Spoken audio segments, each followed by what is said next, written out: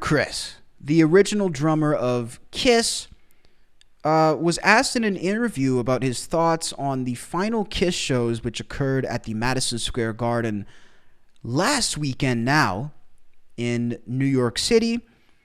And Criss had a decent amount to say about this, saying it's hard to believe that it's actually over. This was coming from an interview at Premier Radio Networks.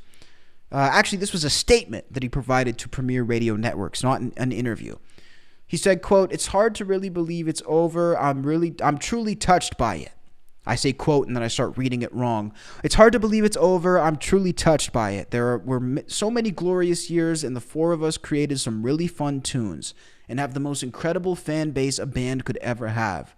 We are truly fortunate to have our fans all these years.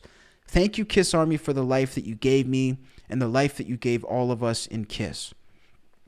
Peter went on to say, quote, he was disappointed that he and fellow original member Ace Frehley weren't asked to come out and do a few songs for their fans to show appreciation for all their love and support after all these years.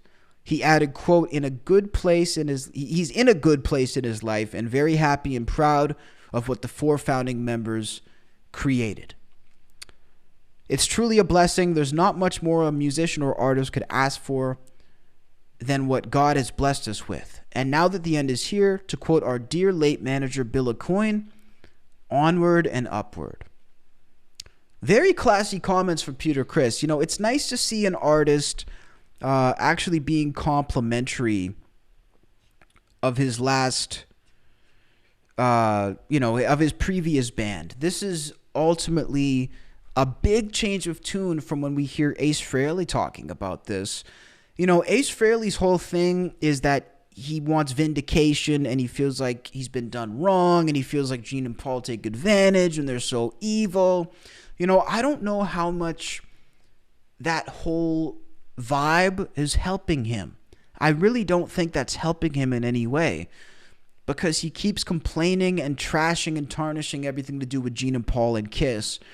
And when you look back to when Ace had a different tune, you know, back in 2018, 2019, he was always very complimentary of Kiss. He was always very complimentary of Gene and Paul. He ended up doing a collab with Paul on his solo record, and everything, you know, all seemed to be good. And I was thinking, you know, recently, how did we come so far from that point to now? And ultimately, the answer, my friends, it falls on the shoulders of Ace Frehley. Ace Frehley is the one who brought this back to a negative place with his constant complaining and constant whining. You know, I love Ace Frehley, guys. I really am a huge fan of his work. But the complaining, the ultimatums, the whining, the crying, it's too much. You know, he's made everything to do with this band a negative. And when you listen to a quote like this from a guy like Criss, it really, really puts into perspective the way that you should sort of handle things with class. Peter said, you know, he's in a good place in his life. And I think that shows, because only a guy in turmoil, only a guy who's not in a good place in his life would be going on the radio, making a fool of himself, trying to make ultimatums and you know, threaten his former employers and threaten his former bandmates. I really think Ace just played it wrong. He really, really played it wrong in this situation. So that's ultimately what I would say. But it's refreshing to see Peter do this. I think I've commented on it a little bit. Was I disappointed that Ace and Peter weren't part of the final show? Sure.